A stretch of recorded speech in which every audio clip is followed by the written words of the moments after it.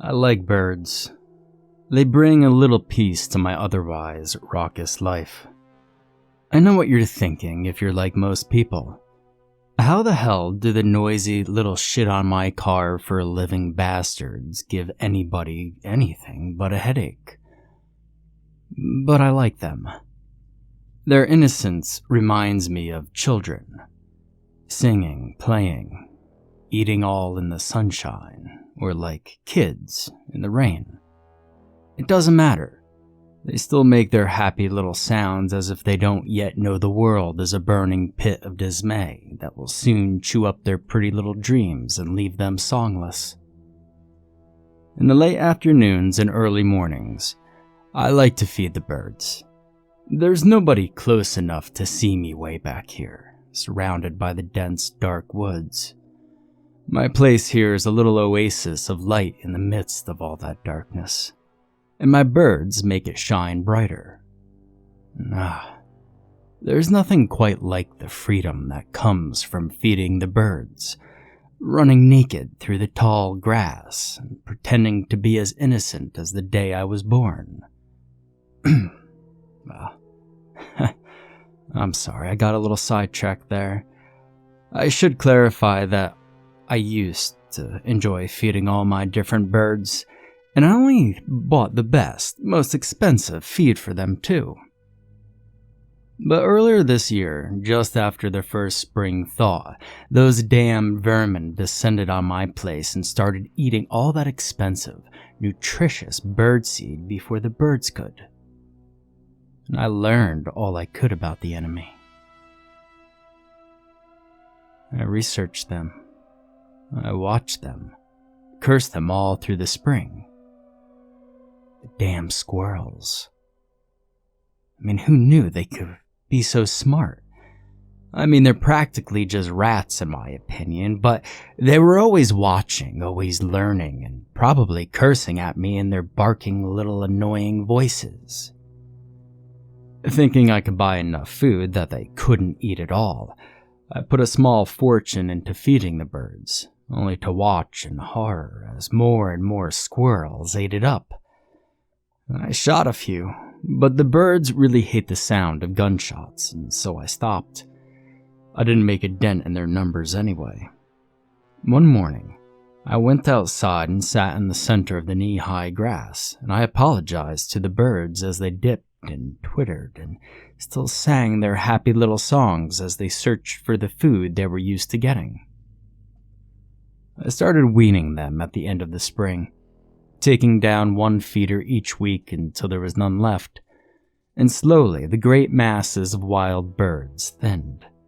My little oasis of light turned a bit darker with each passing day as fewer and fewer birds came around. The bird song that used to accompany me as I worked in my little shop was nearly gone. The hours I spent out there every week became burdensome and difficult without those happy, innocent songs. For the last month, as I've been toiling away out there in the near silence, I've noticed squirrels watching me through the windows. They climb up and sit on the outer ledge and stare in at me with those unblinking black eyes, questioning me and accusing me without saying a word. At first, it was just one, a random squirrel skittering past the window on its way to somewhere else. Then, there was one who stopped and looked in at me, made eye contact, and didn't run away when I threw a hand at him. Hell, he didn't even blink. Just sat there staring at me. Next thing I knew, I had invited his friend to the viewing party.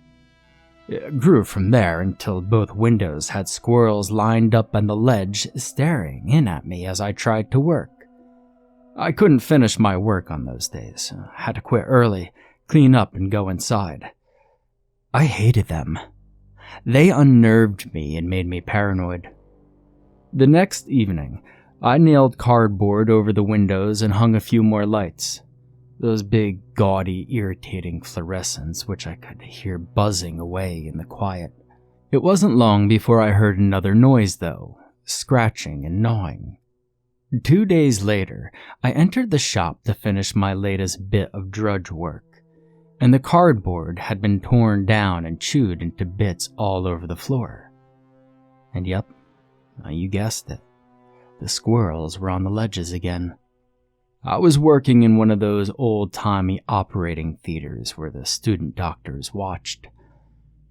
Were they learning? Well, crossed my mind. Why didn't they just come inside for a closer view? Or, to weird me out even more, I mean, they had gotten inside somehow to tear down the cardboard. I tried to ignore them and finally finished my work. And as usual, I used the floor sink and hose to clean off the sweat and blood before leaving the building. I would never track that mess into my house. I noticed, though, that evening, that the squirrels had left their ledges long before I finished. I tucked the perfectly bloodless head under my arm, thrilled that I finally had another bit of happiness and light to add to my collection. Everyone loves smiling faces, and I've collected quite a few over the years.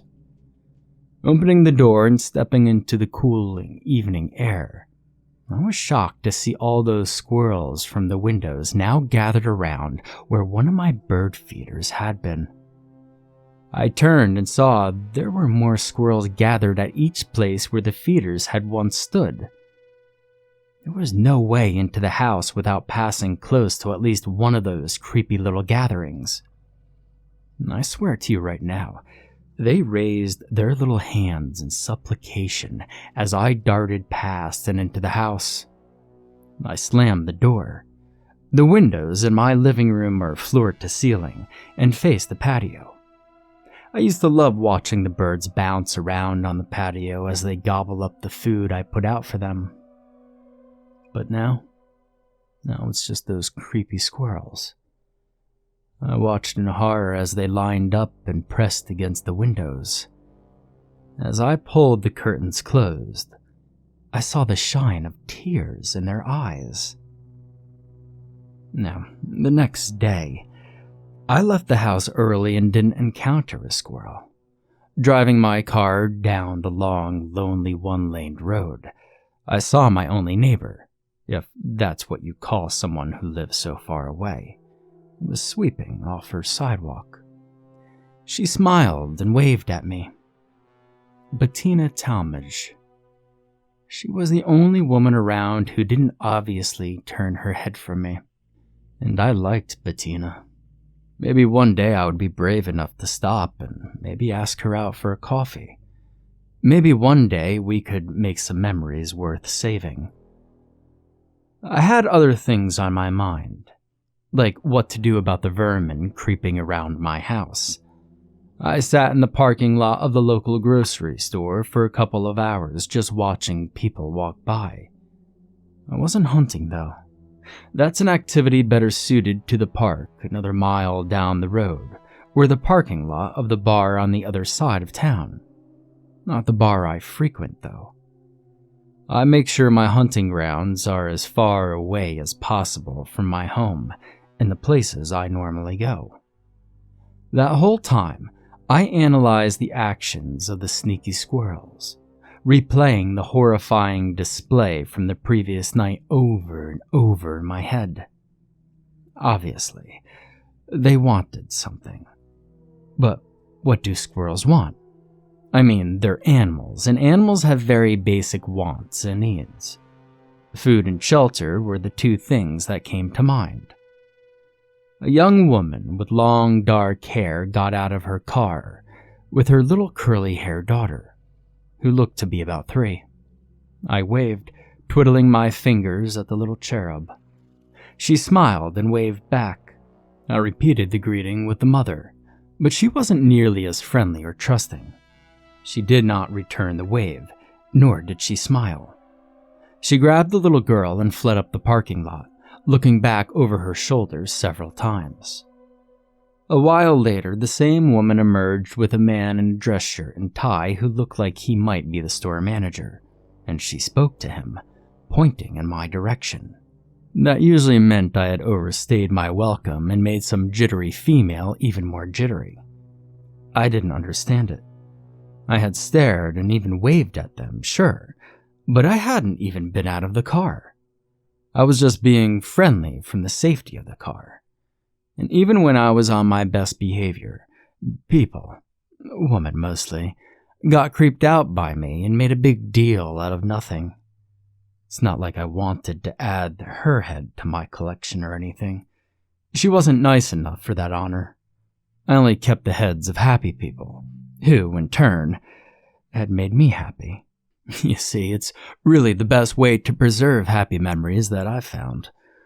Nevertheless, I started the car and drove away before the manager could reach my car. I didn't need trouble, and definitely didn't need the recognition. I drove toward a restaurant, still thinking about the squirrels. And that's when it hit me. Food. They wanted food. They had eaten the bird food, and I had stopped buying it. They had stood in their little prayer circles, or whatever they were, exactly where the feeders had been. That explained it all. I got a burger and fries, and then went to the parking lot at the head of a nice nature trail. I got out and walked to a little bench in the shade so I could toss bits of fries to the birds. I wanted to hear them sing and watch them eat.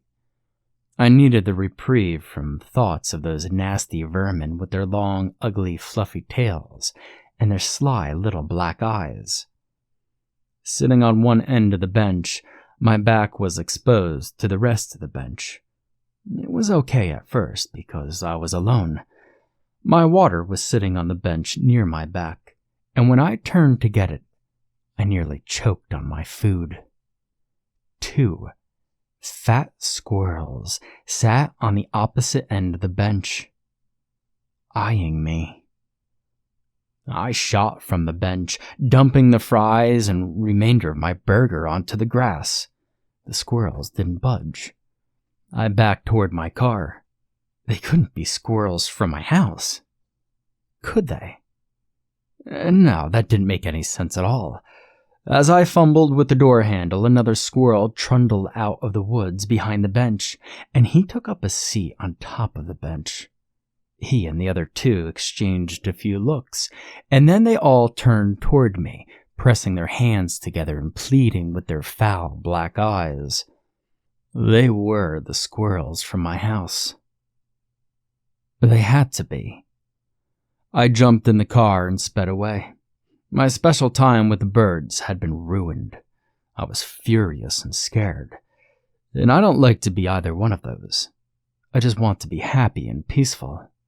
Not knowing where to go and afraid to go home for the time being, I went to a hostel on the other end of town that was mainly for the Appalachian Trail through hikers. I know Connie, the woman who owns and operates the place, though, so she let me bunk up there. $20 a night was worth it to me. I wouldn't have to deal with the squirrels at home, and the hostel was at the edge of the woods where there were birds galore. I have stayed 2 nights and days at that hostel. That's about as long as I care to stay, truth be told. It gets crowded in here this time of year with the stragglers coming through trying like hell to make it to the warmer, more southerly part of the AT before cold weather gets here. The only fortunate thing about being here was that I met Angela. Tough little cookie hiking the last leg of the trail all by her lonesome because her friend got injured and was in the hospital up in Virginia. Angela was full of good humor and warm, welcoming smiles for me. She made me happy, and I have some memories to preserve. That's the other reason I wanted to leave here. I had work to do. I actually made it back to my side of the town before chickening out and turning back to go to the bar. I drank beer until midnight and then left. I don't feel particularly brave sitting in front of my shop. I just don't care very much about squirrels or anything other than getting Angela out of my trunk and onto the work table inside. I moved quickly, even in the dark, and even though I stumbled a lot, and soon she was all laid out and presentable. Locking up, I walked the sidewalk to the front door. There are no squirrels around, but there's a bloody plastic sandwich bag lying in front of the door. There's a rustling in the shrubs at the side of the porch as I reached down and took the bag, and under the porch light, I saw human fingers in it. Distinctly female, with polished nails. I hurried into the house and tripped over a larger plastic bag. It wasn't closed and the gore inside oozed onto the floor. Horrified that the very thing I would never, ever have brought into my house was smeared on the entryway floor, I stood, breaking out into a sweat. Flipping on the overheads, I followed a trail of bloody squirrel prints to my kitchen window. The window I always left open a crack for the fresh air. The screen had been shredded. The little bastards had gone psycho. They really wanted their food supply back. I closed the window, flipped the lock, and cleaned up their mess. All of it. I inspected the bag's contents again, and all I could say for sure was that they had brought me ladyfingers in a bag of unidentifiable bloody goop. I took the bags to the shop. I went to the 24-hour Walmart in the center of town and bought 5 50-pound bags of the birdseed. When I returned home, there were still no squirrels. I went in and fell asleep on my couch under the watchful eyes of all the people who had made me happy over the last several years. The next morning, I turned on the local news as I made breakfast and coffee. I was thinking about the squirrels as they seemed to have completely taken over my life and my mind lately. After breakfast, I walked outside and found a woman's foot on the porch. The nail polish matched that on the fingernails. I took it to the shop and placed it with the bag of fingers. It was a matching pair. That made me smile. At least the squirrels were trying to give me something I would like. I looked to the windows. No squirrels. But they had been there. They had been there watching me work for well over a week. Scratching my head, I laughed. They're bargaining with me.